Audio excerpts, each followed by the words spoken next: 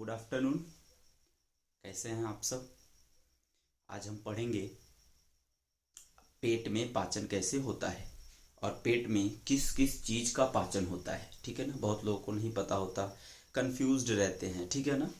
और भोजन हमारे पेट में कितने घंटे तक रहता है, मैंने आपको बताया था पिछले वाले वीडियो में कि हमारे पेट में जो हमारा आमाशय है इनमें भोजन 4 से 5 घंटे रहते हैं।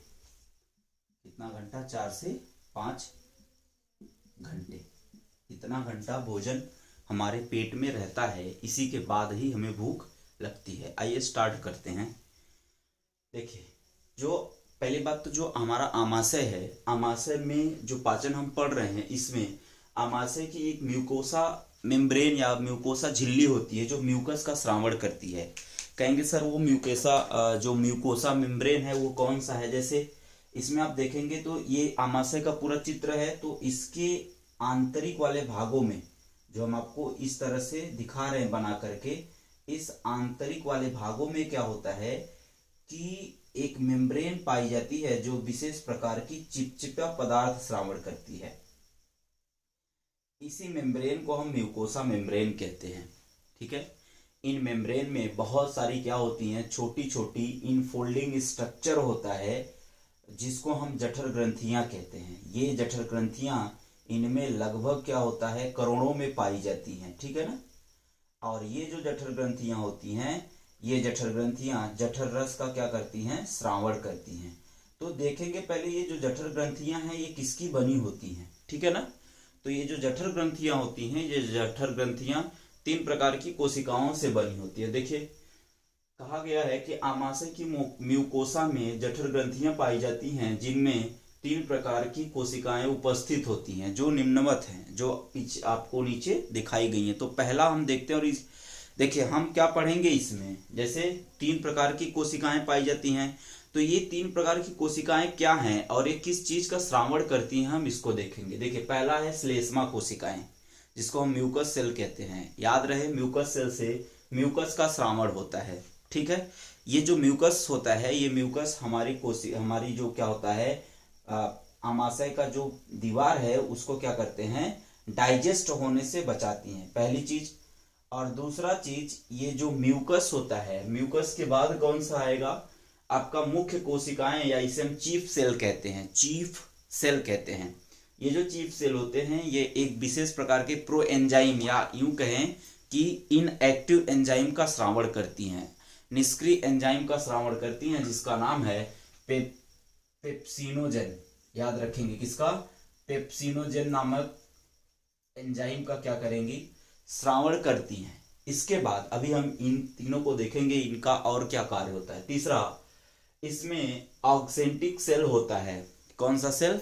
ऑक्जेंटिक सेल, या इसको हम भित्तीय सेल कहते हैं। ऑक्जेंटिक सेल या भित्तीय सेल कहते हैं। यह HCl और जैन कारक का स्राव करती है। जैन कारक क्या होता है? जैन कारक को हम इंस्ट्रिंसिक फैक्टर कहते हैं। क्या बोलेंगे जैन कारक को? Intrinsic factor. ये जो जैन कारक या इंस्ट्रिंसिक फैक्टर होते हैं, ये एक विशेष प्रकार की प्रोटीन होती है जो कहां से निकलता है, ऑक्जेंटिक कोशिकाओं से निकलता है। ये जो ऑक्जेंटिक कोशिकाएं होती हैं, इस ऑक्जेंटिक कोशिकाओं से HCl और जैन कारक, जिसको हम इंस्ट्रिंसिक फैक्टर कहते हैं, ये एक विशेष प्रकार की क्या है, प्रोटीन है जो विटामिन B12 को अवशोषण करने में सहायता करती हैं। अगर ये जो इंस्ट्रिंसिक या जैन कारक हैं, अगर ये न रहें तो विटामिन B12 का अवशोषण नहीं होगा। ठीक है, समझ में आ गया। अगला देखेंगे। जब अब यहां से थोड़ा सा और हम डिटेल में चलते हैं। जब फूड हमारे आमाशय में, मतलब ओइसोफेगस से होते हुए कहां पहुंचेगा, आमाशय में पहुंचेगा, तो आपको पता होना चाहिए जो आमाशय है, आमाशय का जो ऊपर वाला भाग है वो कार्डियक कहलाता है, और जो हमारा ओइसोफेगस होता है ये इसी कार्डियक भाग पर क्या होता है, खुलता है। हमने आपको प्रीवियस वाले वीडियो में भी बताया था कि कार्डियक भाग किसे कहते हैं, ये हार्ट के पास होता है, इसीलिए इसको कार्डियक भाग कहते हैं। इसी कार्डियक भाग के ऊपर फंडिक भाग होता है जो सबसे ऊपर अपर मोस्ट पार्ट होता है। ठीक है। तो देखिए आगे, जब क्या होता है, फूड आमाशय में प्रवेश करता है, कहाँ से? ओइसोफेगस से। तो पहली बात तो उस फूड को हम बोलस कहते हैं, आपको ये याद होना चाहिए। क्या बोलते हैं? बोलस। मतलब जब भोजन क्या होगा, लार में मिक्स हो जाएगा तो उसको हम बोलस कहेंगे। ये जो भोजन या बोलस होता है ये प्रवेश करता है आमाशय में, तो आमाशय की दीवार जठर ग्रंथि, जो जठर रस होता है, गैस्ट्रिक जूस होता है, उसका श्रावण करती है। अब ये जो गैस्ट्रिक जूस जब आमाशय में गैस्ट्रिक जूस निकल रहा है, अब जब ये गैस्ट्रिक जूस भोजन के साथ, मतलब जो बोलस है, बोलस के साथ, हमने आपको बताया ना बोलस कहाँ पहुंचेगा? आमाशय में पहुंचेगा। तो इस बोलस में क्या होगा? गैस्ट्रिक जूस मिल जाएगा। क्या? गैस्ट्रिक जूस मिलेगा। और ये जो गैस्ट्रिक जूस है जब इस बोलस के साथ मिल जाएगा तो ये बना देता है काइम। क्या बना देगा? काइम। ठीक है ना? ये एक पेस्ट लाइक क्या होता है? सबस्टेंस होता है जिसको हम काइम कहते हैं। इस बात को याद रखिए। अब ये जो गैस्ट्रिक जूस निकलते हैं, ये गैस्ट्रिक जूस एक विशेष प्रकार की एंजाइम होता है जिसको हम गैस्ट्रिन एंजाइम कहते हैं, गैस्ट्रिक हार्मोन्स कहते हैं। इस गैस्ट्रिक हार्मोन्स से नर्व कोशिकाओं से और कुछ रासायनिक पदार्थों के द्वारा क्या की जाती है? कंट्रोल की जाती है। किसकी बात कर रहे हैं? जठर रस की बात कर रहे हैं। जैसे इसमें आपने देखा कि कुछ रासायनिक पदार्थ, अब ये जो रासायनिक पदार्थ हैं वो क्या हैं? ये रासायनिक पदार्थ जैसे हम सूप लेते हैं, कुछ पेय पदार्थ जैसे सूप, कैफीन, ऐसे कुछ पदार्थ खाते जिनमें कैफीन होता है, और अल्कोहल आदि, जठर अल्कोहल, ये सब। और उसमें आपका जो जठर रस है ये भी भूख की जो इच्छा होती है, डिजायर्ड होती है भूख की, वो क्या होता है? उसको बढ़ाते हैं जिससे हमको भूख लगती है। कभी कभी होटल में आप जब जाते हैं लंच करने या डिनर करने जब जाते हैं तो वो पहले क्या देते हैं? कहते हैं कि सूप मंगवाओ, जो नॉर्मल है, जो एल्कोहलिक ड्रिंक नहीं लेते, नॉन एल्कोहलिक ड्रिंक लेते हैं। लेकिन जो क्या होते हैं, बहुत लोगों को देखें गांव में भी कहीं पूड़ी वगैरह मिल गया तो पहले दारू या ये सब पी के एकदम जबरदस्त तब जाएंगे पूड़ी खाने, ताकि ज़्यादा, क्यों ज़्यादा खाया जाएगा? कहते हैं अल्कोहल वगैरह पीने से भोजन ज़्यादा, क्यों? क्योंकि ये भूख की इच्छा को बढ़ा देता है। क्यों बढ़ा देगा? क्योंकि ये अल्कोहल जो है, जब ये अल्कोहल निकलेगा तो गैस्ट्रिक जूस निकलेगा, और आपको पता होना चाहिए कि गैस्ट्रिक जूस जब निकलता है तो क्या होगा? जो भोजन है वो भोजन करने की भूख की इच्छा बढ़ जाएगी। एक चीज इसमें और देखेंगे, जो हमने आपको यहाँ पर काइम बताया है, जब ये काइम गैस्ट्रिक जूस के साथ मिल जाता है तो इसका पीएच बदल जाता है। इसका पीएच लगभग 1.8 से लेकर के 2.5 तक होता है, या कभी कभी 3.5 होता है। किसका?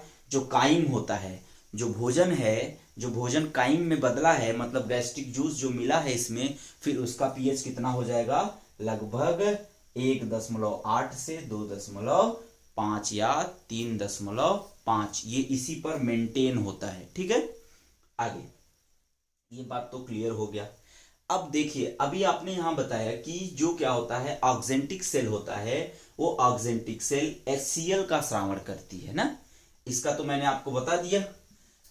अब कह रहे हैं किसका श्रावण करती है? HCl का।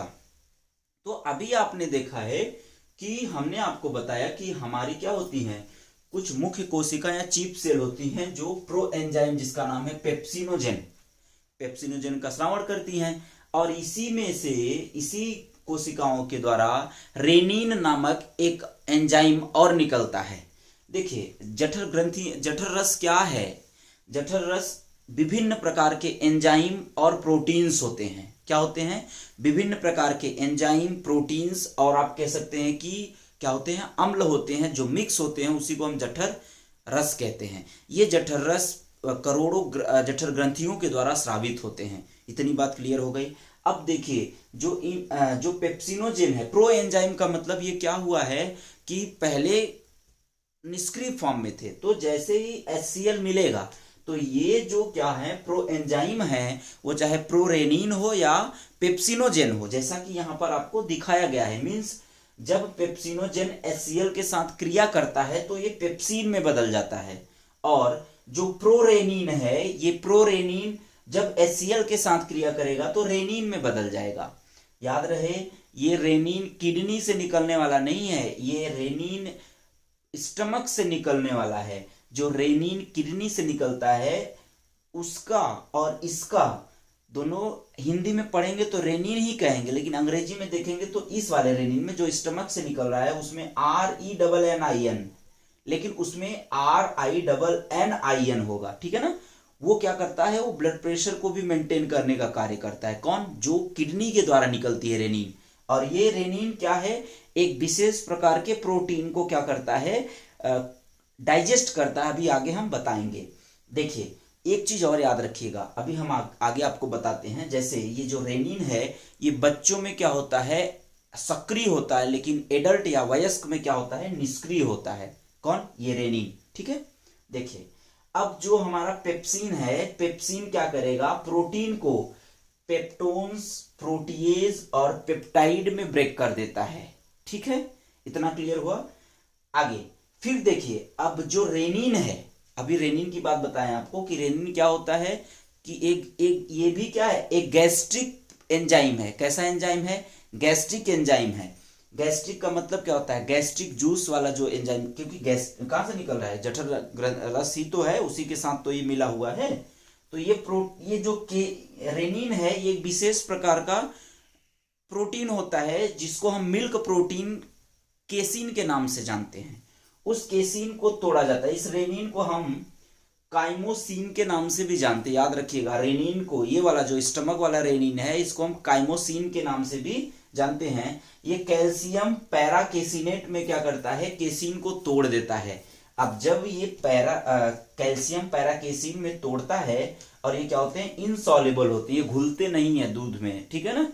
तो क्या करेंगे, ये इनसॉल्युबल होते हैं, जब ये दूध के साथ मिलेंगे तो ये दूध को क्या कर देते हैं, फाड़ देते हैं। तो इस स्टेप को हम कर्डलिंग ऑफ मिल्क कहते हैं, दूध का फट जाना या दूध का जम जाना, ठीक है। इतना क्लियर हो जाना चाहिए आपको। और याद रखेंगे, कभी कभी आपने देखा होगा जो छोटे बच्चे होते हैं वो उल्टी करते हैं, तो पहले तो दूध पिया तो दूध क्या था, लिक्विड फॉर्म में था, लेकिन जैसे बच्चे उल्टी किए वो दूध क्या होता है, दही के रूप में क्या हो जाता है, परिवर्तित हो जाता है। वो जो दही के रूप में परिवर्तित हुआ है वो इसी रेनिन के कारण हुआ है, ठीक है ना। याद रहे ये आपको ये बात। देखिए अब यहां पर कुछ चीजें हम आपको आगे भी देखते हैं, जैसे कि एक रेनिन क्या है, रेनिन एक मिल्क क्लॉटिंग गैस्ट्रिक एंजाइम है। क्या है? Milk clotting gastric enzyme. जैसे कहेंगे सर इसको मिल्क क्लॉटिंग क्यों कह रहे हैं, जैसे अभी बच्चा उल्टी किया है और थोड़ा सा दूध ले लीजिए और उस दूध में उस बच्चे की उल्टी को डाल दीजिए, पूरा दूध फट जाएगा। क्यों फट जाएगा? क्योंकि उसमें रेनिन है। रेनिन क्या होगा, ये जो क्या है, केसिन प्रोटीन है, क्योंकि केसिन प्रोटीन उसमें पाया जाता है। तो इस केसिन प्रोटीन को क्या कर देगा, कैल्शियम पैराकेसिनेट में क्या कर देगा, परिवर्तित कर देगा, और ये क्या हो जाएंगे, थक्का बन जाएगा। वो प्रोटीन जो क्या है, केसिन है, वो जम जाएगा। क्लियर है। आगे प्रोटीन का पाचन जो होता है, वो मुख्य पाचन तो हम कहते हैं शुरू कहां से होता है, स्टमक से। तो हम इसको कह सकते हैं कि जो हमारा स्टमक है ये चीफ क्या है, एक चीफ साइट है। चीफ साइट का मतलब एक स्थान है जहां पर प्रोटीन का पाचन होता है। लेकिन प्रोटीन का जो मुख्य पाचन होता है वो कहां पर होगा, स्मॉल इंटेस्टाइन में। क्यों? क्योंकि प्रोटीन का सरलतम रूप एमिनो एसिड होता है, और जब तक प्रोटीन एमिनो एसिड में नहीं बदल जाता तब तक हम ये नहीं कहेंगे कि प्रोटीन का पाचन पूर्ण पाचन हो चुका या संपूर्ण पाचन हो चुका, ठीक है ना। तो याद रहे प्रोटीन का पाचन आमाशय से शुरू होता है, जिस कारण आमाशय को प्रोटीन पाचन का मुख्य स्थान कहा जाता है। परंतु याद रहे, सिर्फ इसी पे नहीं रुक रहे हैं, याद रहे, नहीं तो कभी आप कंफ्यूज हो जाते हैं। परंतु प्रोटीन का संपूर्ण पाचन छोटी आंत स्मॉल इंटेस्टाइन में होता है। इस बात को आप याद रखेंगे, ठीक है। अभी आगे जब हम स्मॉल इंटेस्टाइन और उसके पाचन पढ़ेंगे तो समझ में आ जाएगा। देखिए एक गैस्ट्रिक एंजाइम होता है लाइपेज। लाइपेज किसको क्या करता है, लिपिड को या फैट को क्या करता है, डाइजेस्ट करता है। तो जो लाइपेज है, जैसे कभी कभी जो ट्राइग्लिसराइड होते हैं, क्या है ये ट्राइग्लिसराइड, आप देखे थे एक बार कपिल शर्मा शो में आए थे, एक महानुभाव थे, आप जाकर देख लीजिएगा। वो कह रहे थे कि इसी ट्राइग्लिसराइड के कारण हार्ट अटैक आता है। वो बबल के फॉर्म में, रक्त में जाकर के बबल के फॉर्म में बना लेता है और फिर क्या हो जाते हैं, वो जाकर के हार्ट में उसको रोक देता है, जिस कारण हार्ट अटैक आता है। बहुत ऐसे डॉक्टर आपको मिलेंगे, उन पे विश्वास मत करिएगा, ठीक है ना। जो रेस में एक है वो मूवी है ना रेस, उसमें भी तो हैं, उनका नाम हमको नहीं याद आ रहा है, देखिए जाने दीजिए, ये सब एक्टर हैं, इनका नाम क्या करेंगे जान करके। तो वो बता रहे थे, तो जब आपके पास नॉलेज ना होना किसी चीज़ का तो ज़्यादा चौधरी नहीं बनते, ठीक है। चलिए, तो क्या है ये ट्राइग्लिसराइड है, ये जो गैस्ट्रिक क्या होता है, गैस्ट्रिक लाइपेज है ये क्या है, लाइपेज। लाइपेज किसको तोड़ता है, फैटी एसिड, फैट को तोड़ता है, किसमें, सरलतम रूप में। आपको पता होगा जो फैट होता है उसका सरलतम रूप फैटी एसिड और ग्लिसरॉल होता है, ठीक है ना। तो ये जो फैटी एसिड और ग्लिसरॉल होता है, ये फैटी एसिड ग्लिसरॉल किसको तोड़ रहा है, ट्राइग्लिसराइड्स को। ये ट्राइग्लिसराइड क्या है, फैट है, जो क्या करता है, एक ट्राइग्लिसराइड क्या है, एक फैट है जो क्या करता है, या क्या है ये, तो आप इसको कहेंगे कि ये एक कॉम्प्लेक्स या जटिल क्या है, फैट है। तो इसको अब देखिए, क्योंकि यहां पर क्या हो रहा है, बहुत आंशिक, बहुत कम ही रूप में होता है, ठीक है ना, तो ज्यादा नहीं होता, जो क्या होगा, फैटी एसिड और ग्लिसरॉल में क्या होते हैं, कन्वर्ट हो जाते हैं। अब देखिए, ये सारी बातें आपको तो क्लियर हो गई। अब आगे हम देखेंगे कि ओइसोफेगस जो होता है, जो ओइसोफेगस है, इस ओइसोफेगस में भोजन जब आएगा बोलस के फॉर्म में, तो भोजन कहाँ आ जाएगा, इसमें। अब इसके कुछ भाग होते हैं जो क्या करते हैं, इसमें मथनी या पेरिस्टल्सिस मोमेंट होता है, क्रमाकुंचन गतियां। तो जब ये बोलस आएगा इसमें, तो रहेगा कितने, 4-5 घंटे तक। तो जब इसमें 4-5 घंटे तक रहेंगे, तो इसमें आपको पता है कि हम एक ही साथ बहुत सारी चीजें लेते हैं। ऐसा नहीं है कि हम सिर्फ प्रोटीन लेते हैं, ऐसा नहीं है कि हम क्या लेंगे, सिर्फ आपका केसिन लेंगे, दूध ही पियेंगे, बहुत सारा होता है। तो उसमें विभिन्न प्रकार के एंजाइम्स निकलते हैं, उसी एंजाइम को हम गैस्ट्रिक जूस कहते हैं, जठर ग्रंथियां कहते हैं। अब ये जो जठर ग्रंथियां होती हैं, ये जठर ग्रंथियां क्या करती हैं, जठर ग्रंथियां जठर रस का श्रावण करती हैं। अब यही जठर रस जो होता है, 4 घंटे तक जब भोजन रहेगा इसमें, तो एकदम मथ के उसको क्या कर देते हैं, लपसी के जैसा, आप लस्सी पिए हैं ना, एकदम सॉफ्ट कर देती हैं। इतना सॉफ्ट होता है कि आप इसे छू नहीं सकते, तुरंत क्या हो जाएगा, गिर जाएगा। और अब कहेंगे सर कि जब इसका जो पीएच है, जो किसका, इसका तो 1.8 मतलब बहुत एसिडिक है, तो उल्टी होने पर तो ये निकलता है, लेकिन मुंह को तो नहीं जलाता। मुंह को कब जलाएगा ये, मुंह को तब जलाएगा जब ये बाहर निकला और हमारे मुंह से लार ना निकले। इसीलिए जब उल्टी होना होता है तो मुंह में बहुत सारा पहले लार भर जाता है, और लार कैसा होता है, क्षारीय होता है। ये क्या है, एसिडिक होता है। तो दोनों क्षारीय और एसिड मिलेंगे तो क्या होंगे, न्यूट्रल हो जाएंगे, ठीक है ना। तो ये समझ में आ गया आपको, क्लियर है ये, देखिए। और बाकी इसमें देखिए क्या होता है, ओइसोफेगस के बाद एक कार्डियक स्फिंक्टर, इसको हम क्या बोलते हैं, अवरोधनी कहते हैं। क्या है अवरोधनी, जब भोजन ओइसोफेगस से किसमें आया, स्टमक में आया, तब तो ठीक है, लेकिन स्टमक से कहीं भोजन फिर से ओइसोफेगस में ना चला जाए, इसलिए कार्डियक इस यहां शुरू, क्योंकि यहीं से होता है शुरू, ठीक है ना, कार्डियक भाग में ओइसोफेगस खुलता है, तो इसलिए इसको हम बोलते हैं कार्डियक अवरोधनी। और एक और होता है, ये है पाइलोरिक स्फिंक्टर, मतलब छोटी आंत, ये हो गया ड्यूडेनम ना, छोटी आंत का क्या है, पहला भाग है। तो ड्यूडेनम से भोजन स्टमक में ना चला जाए, आपको पता होना चाहिए सर, एकदम सही तरीका क्या है, स्टमक से भोजन कहाँ आना चाहिए, स्मॉल इंटेस्टाइन में। लेकिन अगर स्टमक से, स्मॉल इंटेस्टाइन से भोजन स्टमक में चला जाए तब गलत बात है, क्यों, जाना नहीं चाहिए, क्योंकि ये क्या हुआ, उल्टा प्रोसेस हो जाएगा। तो इसमें भी एक अवरोधनी होता है जिसको हम स्फिनेक्टर कहते हैं। कभी कभी हम भोजन ज्यादा कर लेते हैं तो भोजन क्या होता है, पेट में बहुत ज्यादा एसिडिटी बन जाती है, और जब बहुत ज्यादा एसिडिटी बन जाती है तो हम परेशान हो जाते हैं। क्यों, क्योंकि भोजन जब हम पचेगा, भोजन स्मॉल इंटेस्टाइन में जब भोजन आता है, तो आपको पता होगा अग्नाशयी रस होते हैं, लीवर होता है, गॉल ब्लैडर होते हैं ना, गॉल ब्लैडर जिसको हम पित्ताशय कहते हैं, ये सब क्या होते हैं, भोजन को क्षारी माध्यम देते हैं। लीवर वगैरह जो होता है भोजन के पाचन में सहायता करता है, तो भोजन को क्षारी बना देगा। लेकिन अब भोजन क्या है, एसिडिक है। अब स्मॉल इंटेस्टाइन कहता है, अब क्योंकि इसके ऊपर भी तो क्या होता है कि बहुत सारे रसांकुर पाए जाते हैं, अब अगर ये रसांकुर एसिड के कांटेक्ट में आएगा तो जलने का चांस है ना, खराब होने का, तो ये क्या करेगा, जो भोजन एसिडिक है उसको बेसिक बना देगा, क्षारीय बना देगा। अब लेकिन जब ज्यादा भोजन कर लिए तो ये क्षारीय बना नहीं पा रहा, कुछ इसका क्या होगा, लीवर और जो गाल ब्लैडर होता है उसका कुछ क्या होगा, क्षमता होगी ना। अब कहेंगे सर क्षमता कैसी, याद रखेंगे जो गाल ब्लैडर होता है वो पित्तरस का निर्माण करता है, पित्ताशय निर्माण नहीं करता, इस बात को याद रखेंगे, बहुत लोग कंफ्यूज होते हैं इसमें। पित्ताशय या पित्तरस का निर्माण होता है यकृत में, और गाल ब्लैडर में ये स्टोर होता है, इस बात को याद रखिएगा, ठीक है। तो इतनी बातें आपको समझ में आ गई। तब क्या किया जाता है, तो डॉक्टर के पास जाएंगे, कहेंगे सर बहुत एसिडिटी हो गया, धुआं डकार आता है, खान सर भी पढ़ाते हैं इसको, ठीक है।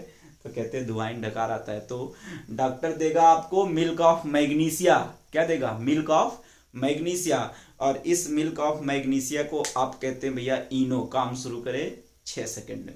क्लियर है। तो ये आपका आज का टॉपिक था पूरा पाचन पर, किसके पाचन पर, स्टमक में किस प्रकार से पाचन होता है। बाकी और चीजें देखेंगे, जैसे कुछ अगर छूटा हुआ हो तो आप उसको देख लीजिएगा, कमेंट करिएगा जरूर, आप कमेंट नहीं करते, कमेंट करेंगे तो हमारा भी हौसला बढ़ेगा। Thank you, wish you all the best, thanks a lot.